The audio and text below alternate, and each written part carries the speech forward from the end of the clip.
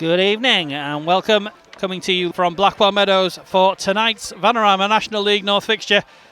Currently sitting in 7th, Buxton not too far behind. A win tonight they would overtake the Quakers. So let's talk through the 22, starting with the Quakers, who named Pete Jameson in goal, wearing number 1. 2 is Ben Headley. 3, Scott Barrow. 4 and captain Tom Platt. 5, Toby Lees. 6, Elliot Forbes. 8, Will Hatfield. 9, Jack Maskell. 14, Will Flint. 19, Jack Lambert. And 34, Caden Kelly. For the visitors, it's True Grant in goal, wearing number 1. 2 is Dermy Lusala. 3, Josh Williams. 6, Bobby Faulkner. 8 and captain Connor Kirby. 11, Luke Brennan. 14, Ben Salt. 15, Will Truman. 23, Josh Papula. 26, Johnny Johnston. And 27, Kieran Burton.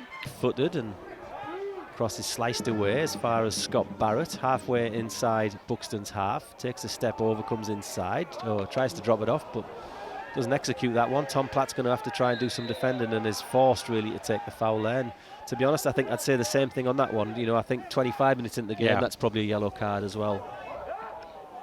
Just bringing it forward from the free kick. Comes and steps into space, gets over the halfway line, good run, tries to find a ball out to the left-hand side. He's going to find, almost going to find Will Hatfield, but the defender, Dermy Lusala, is going to get there. Ball played forward there for Buxton, tries offside flag. Everyone's waiting for the offside flag. Jameson does it fantastically to get out of his box and stop that with his chest. We're in decent line there. I was expecting to see a flag there, but it didn't go up.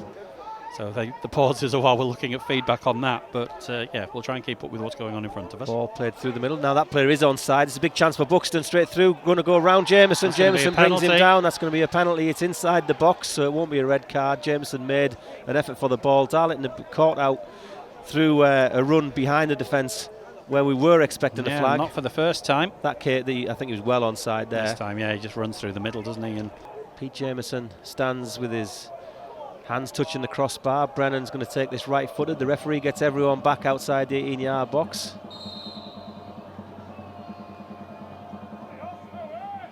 Brennan steps up and scores. Pete Jameson gets a hand to it, diving to his right.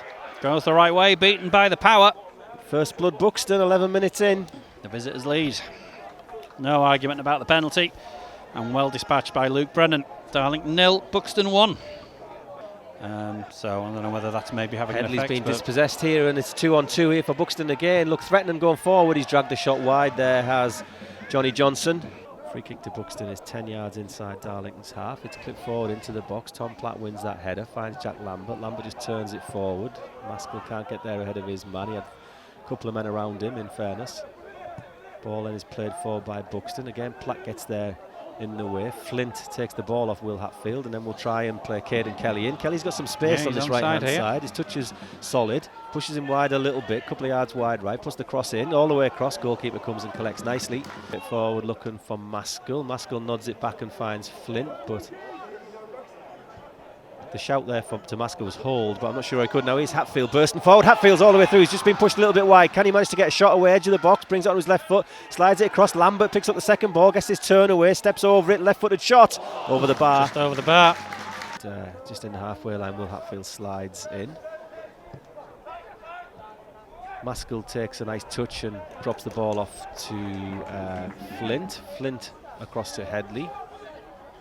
Headley then into the feet of Hatfield. Hatfield inside to Flint. Nice progressive play by the Quakers at this point. Drops it off to Scott Barrow, left-hand side. Barrow's got one defender around him, comes inside onto his right foot and then drops it back to Flint. Flint then has Lambert outside him. Lambert's onside, comes onto his right foot. Lambert to Hatfield, gets the return back, but just good slide and challenge there by Connor Kirby. The Buxton skipper just breaks that one up. Luke Brennan, the goal scorer, almost pocket picked. Maskell's almost trying to push a back pass. Goalkeeper has to put that one behind. Darlington's press high up the pitch, almost creates them a chance. Sudden panic in the Buxton defence there. A little bit of sloppiness. 5 men on the goal line. In swinger comes front post. Maskell can't quite get a touch on it. Punched clear to Flint. Flint then will go back wide again to the taker Kelly. Kelly takes one touch, whips one in. Lambert gets a touch all the way across the face of goal.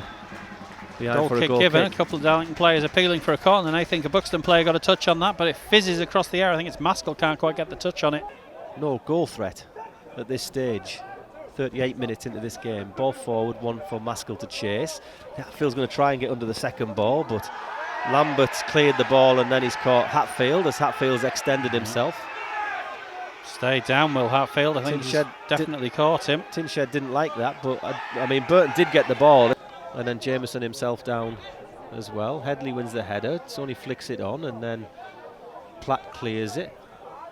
Comes to Kirby, and then Williams for Buxton just slices the ball forward. Inside the box, Johnson has a shot which is sliced 10 yards or so wide. Free kick. It's just a chance to put one into the box, really. Kelly does so in swinging. Good delivery. Can anyone get a touch? Oh, it's a great delivery. It's evaded everybody.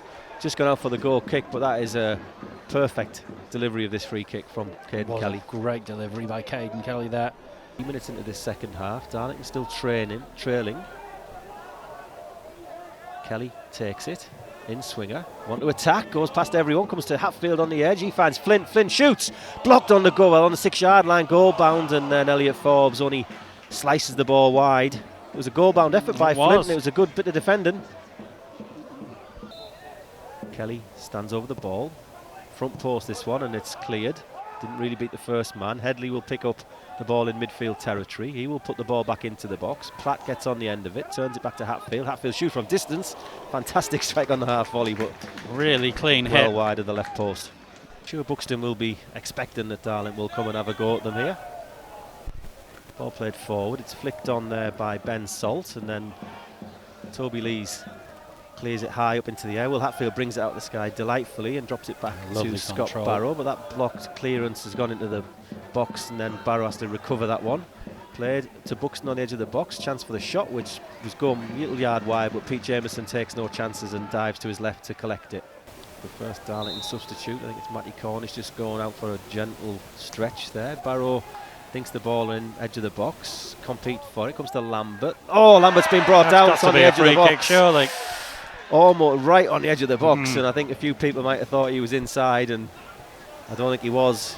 As close as the one with Callum Griffiths at the on Saturday. It was a silent challenge. It was like taking down some wheat in a field, that one. Buxton have brought 4 men back into a wall. Maskell needs to create some separation between himself and the wall, which he does now. It's going to be Hatfield to take it. Grant's lined his wall up. Lots of players bobbing around in that box. Hatfield steps up, takes it, hits it into the wall, comes back to Hatfield, and Hatfield blasts the return over the bar. First Darlington substitution being prepped over on that far side. Not going to come on yet, though. Ball cleared forward by Forbes. Will Flint just dips it over the top. Lambert's just going to chase it. Hatfield's going to get on the loose ball, edge of the box, steps inside a challenge, gets the shot away, passes it towards the back post, but good save by Grant. But I think corner to Buxton, just in front of that tin shed, in swing and corner. It's a big fight for it. Burton's got a header on goal bound around the outside, cleared off the line. Cleared off the line, yeah. Put behind the goal kick. There you go. That's football for you. Darlington have dominated in this second half, but from a set piece, 14 minutes to go. Ball back with Hatfield. Hatfield then to Forbes.